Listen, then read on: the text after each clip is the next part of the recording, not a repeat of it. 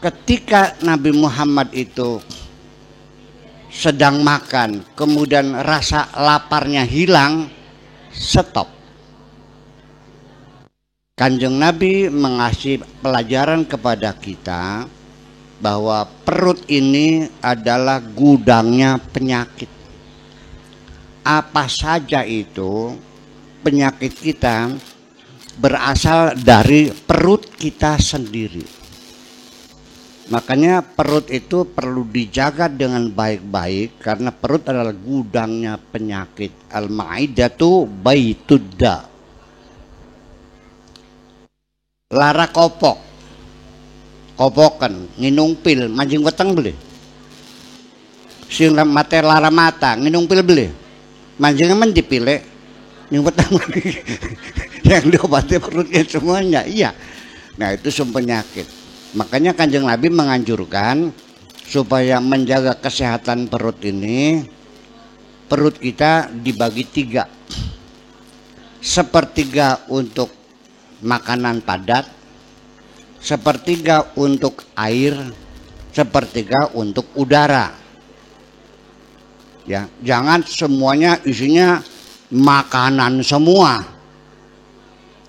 Mungkin Pak Kuwu punya mobil, isiannya itu olinya itu diisinya 2 liter atau 4 liter ya mas. Sekarang 4 liter, isi 4 liter. Kalau saya isi 6 liter bisa nggak? Bisa masuk 6 liter. Apa yang terjadi kalau olinya kebanyakan? Ya nanti ngeblek-blek namanya itu. Ya, tendangan olinya luar biasa sampai nanti packing-packingnya itu pada bocor, akhirnya olinya keluar. Awas.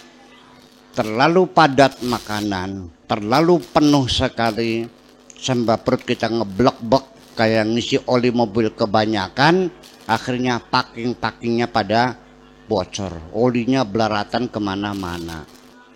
Nah di dalam perut kita ini ada packing-packing, ada klep, ada segala macam, namanya juga pabrik yang luar biasa yang bikin Allah, dan manusia belum bisa bikin perut manusia sampai sekarang. Tapi perbandingannya, nah kalau packingnya pada keluar, itu artinya klep-klepnya ya apa namanya packing-packingnya pada rusak. Itu artinya mesin otomatik yang ada dalam perut terganggu semua, menjadi rusak semuanya. Artinya ibu-ibu sekalian bahwa perut kita ini serba ada klepnya, ada katupnya, ada packingnya, segala macam.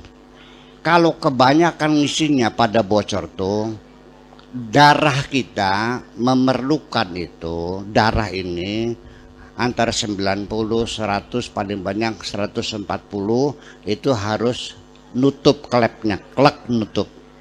Gula nih. Gula dulu ini ya. Nah ternyata bocor, akhirnya gulanya kesedot semua ke dalam darah, namanya diabetes. Baka koreng beri waras-waras diamputasi karena badognya kakean. Paham Pak? Nah itu baru gulanya. Kolesterolnya juga sama, lemaknya berlebih-lebihan masuk ke dalam darah, nggak bisa nutup sih akhirnya. Ada ukurannya kolesterol juga, itu minimal 100, maksimal 200, idealnya itu 160 atau 150. Sudah penuh lemak di dalam darah kita, kalau tidak ada lemaknya ya darahnya nggak bisa ngalir. Kebanyakan ya masalah, kurang lemak masalah, yang ideal yang 160 atau 150. Klepnya nggak nutup-nutup, akhirnya masuk lemaknya terlalu banyak. Akhirnya apa yang terjadi? Obesitas, melembung kabeh pada gegemukan. Ya hati-hati, Nah itu. Dan sekarang yang namanya berlebihan lemak, arane apa? Bako wong wadon sing lemuk warnane apa? Dudu bahasa ilmiahnya. Wong baka badannya kegedean kabut kalau aparannya. Nun.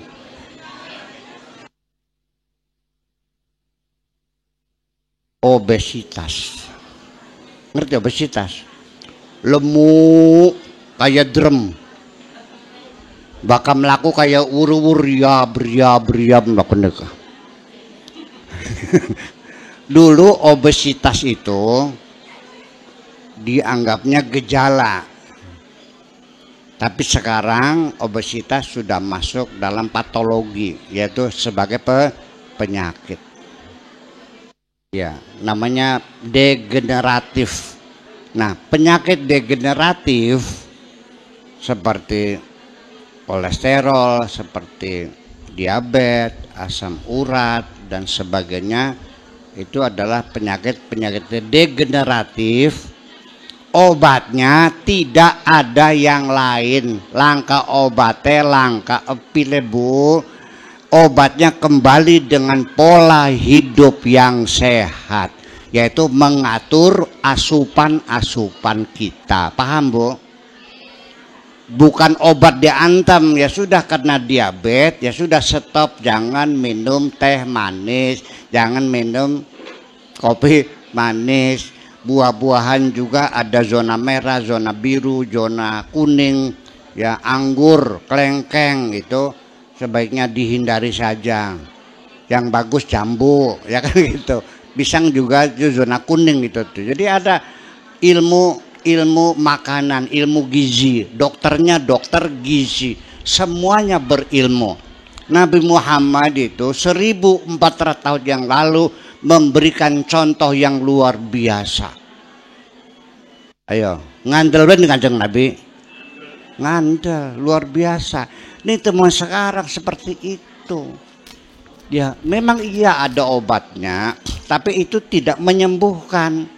Kembali kepada pola hidup yang sehat. Ya Allah ya Rabbi.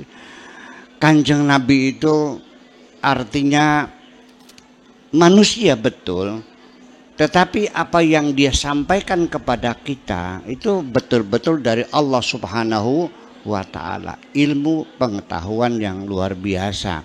Nah makanya ibu-ibu sekalian, kembali lagi barangkali dengan peringatan Maulid Nabi ini kita yuk mencoba ya besok bu. Satu, kalau makan nunggu,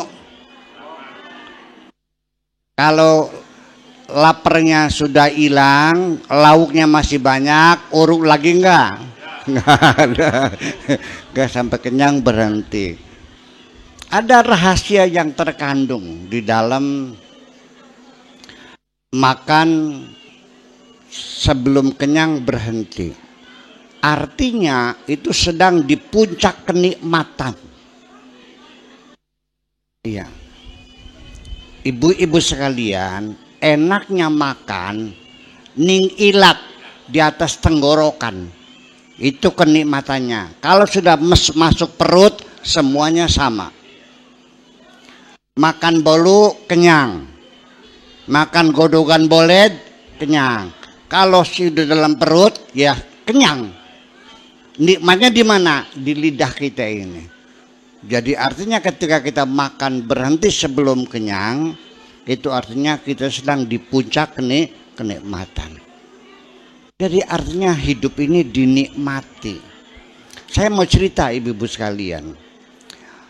Dulu waktu saya masih jadi mahasiswa, kalau musim panas ke Belanda cari kerja buat beli baju, buat beli buku, karena beasiswa tidak cukup untuk beli itu, hanya untuk makan aja. Jadi kita kerja. Saya kerja di restoran Bali di Rotterdam dulu kerja. Ini orang Belanda makannya 2 jam pak, jam 10 sampai 15. Namanya restapel ya, lengkap, masakan lengkap. Lagi makan baru sebentar ngerokok dulu, nanti ngobrol, nanti terusin makan lagi, nanti minum ngobrol. Kok lama banget sih? Jadi mereka itu makan tuh dinikmati. Kalau nikmat ya jangan buru-buru dong. Aja brosot-brosot terus sepribet maning. Ya sing suwe kah? Bak enak kok. Betul nggak? Apa saja kalau yang enak itu diperpanjang durasinya. Jangan buru-buru aja brosot-brosot terus konon. Ay. Ya sing rada suwe kah mangannya kah? Jadi dinikmati. Jadi kita belajar menikmati seoptimal mungkin. Sebab kebahagiaan itu adalah bukan hanya mencapai titik nikmat, tapi juga durasinya diperpanjang, dinikmati. Makanya pelan-pelan, alhamdulillah dinikmati. Aja mangane log minum glok. Oh, masya Allah. Ning endi enake mongkon. Itu yang jadi persoalan.